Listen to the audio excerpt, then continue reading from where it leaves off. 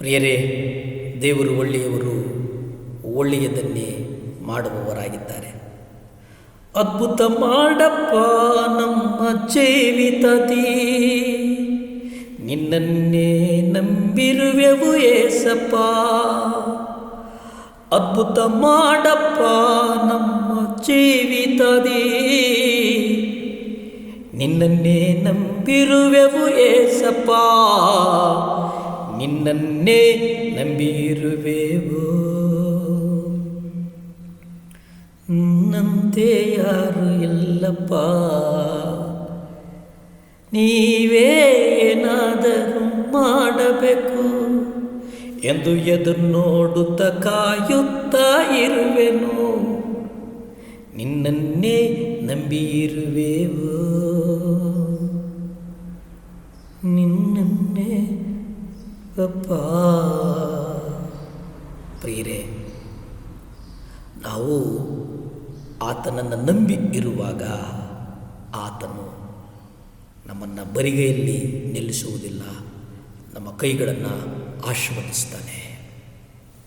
ಯೆಶಾಯ 55:8 ನೋಡೋದಾದರೆ ಅಲ್ಲಿ ದೇವರು ಹೇಳ್ತಾರೆ, ನನ್ನ ಆಲೋಚನೆಗಳು ನಿಮ್ಮ ಆಲೋಚನೆಗಳಲ್ಲ, ಇಲ್ಲವೇ ನಿಮ್ಮ ಮಾರ್ಗಗಳು ನನ್ನ ಮಾರ್ಗಗಳಲ್ಲ ಎಂದು ಕರ್ತನು ಹೇಳುತ್ತಾನೆ. ನಮ್ಮ ಸಮಸ್ಯೆ ಏನಂತಂದರೆ, ಪ್ರಾರ್ಥನೆ ಮಾಡಿ ನಮ್ಮ ಮನಸ್ಸಿಗೆ ಬಂದ ತಕ್ಷಣ ಅದು ಕರ್ತನ ಆಲೋಚನೆಗಳೇನೋ ಎಂಬುದಾಗಿ ಅದರ ಹಿಂದೆ ನಾವು ಓಡುವುದಕ್ಕೆ ಪ್ರಾರಂಭಿಸ್ತೇವೆ. ಆದರೆ ಇಲ್ಲಿ ವಾಕ್ಯ ಹೇಳ್ತದೆ, ನನ್ನ ಆಲೋಚನೆಗಳು ನಿಮ್ಮ ಆಲೋಚನೆಗಳಲ್ಲ, ನಿಮ್ಮ ಮಾರ್ಗಗಳು ನನ್ನ ಮಾರ್ಗಗಳಲ್ಲ.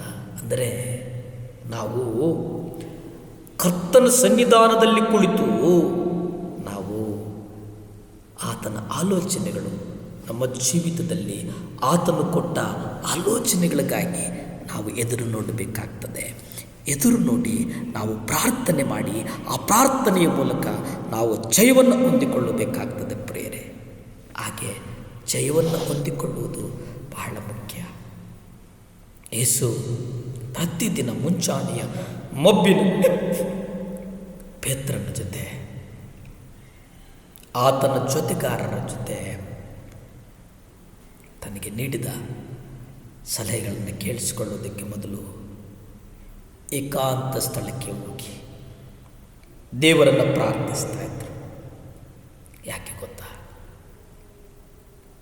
ಕರ್ತನ ಆಲೋಚನೆಗಳನ್ನು ಅರಿಯುವುದಕ್ಕಾಗಿ, ಕರ್ತನ ಆಲೋಚನೆಗಳನ್ನು ಅರಿತು ಆ ಆಲೋಚನೆಗಳ ಪ್ರಕಾರ ನಡೆಯುವುದಕ್ಕಾಗಿ. ಒಂದು ಸಲ ಒಂದೂರಿನ ಜನರು ಇನ್ನೂ ಸ್ವಲ್ಪ ಸಮಯ ಇರಬೇಕೆಂದು ಕರ್ತನನ್ನು ಬೇಡಿಕೊಂಡಾಗ ಆತನು ಹೇಳ್ತಾನೆ, ನಾನು ಇರಲಾರನೆಂದು ಹೇಳ್ತಾನೆ.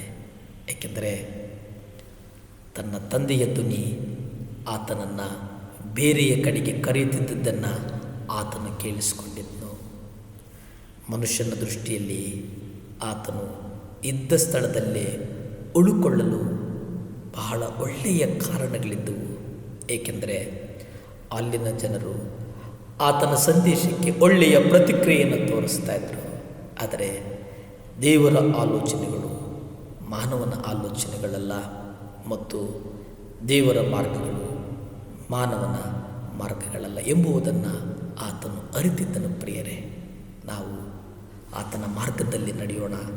ಆತನು ನಮ್ಮನ್ನು ವಿಶೇಷವಾಗಿ ಆಶೀರ್ವದಿಸ್ತಾನೆ, ವಿಶೇಷವಾಗಿ ನಿಮ್ಮನ್ನು ಆಶೀರ್ವದಿಸ್ತಾನೆ. ಪ್ರಾರ್ಥಿಸಿಕೊಳ್ಳೋಣ.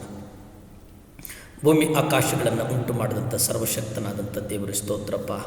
ಯೇಸುವೆ, ಈ ಮುಂಚಾನೆಯ ಸಮಯದಲ್ಲಿ ಮಕ್ಕಳಿಗಾಗಿ ಪ್ರಾರ್ಥಿಸ್ತೇನೆ, ಮಕ್ಕಳ ಕುಟುಂಬಗಳಿಗಾಗಿ ಪ್ರಾರ್ಥಿಸ್ತೇನೆ, ಮಕ್ಕಳಿಗಾಗಿ ಪ್ರಾರ್ಥಿಸ್ತೇನೆ, ಮಕ್ಕಳು ಹೋಗುವಂಥ ಶಾಲೆಗಳಿಗಾಗಿ ಪ್ರಾರ್ಥಿಸ್ತೇನೆ, ಮಕ್ಕಳ ಕೆಲಸಗಳಿಗಾಗಿ ಪ್ರಾರ್ಥಿಸ್ತೇನೆ, ಮಕ್ಕಳ ಗರ್ಭಫಲಗಳಿಗಾಗಿ ಪ್ರಾರ್ಥಿಸ್ತೇನೆ, ಮಕ್ಕಳ ದೇವರ ಹಣಕಾಸು ಅಭಿವೃದ್ಧಿಗಾಗಿ ಪ್ರಾರ್ಥಿಸ್ತೇನೆ.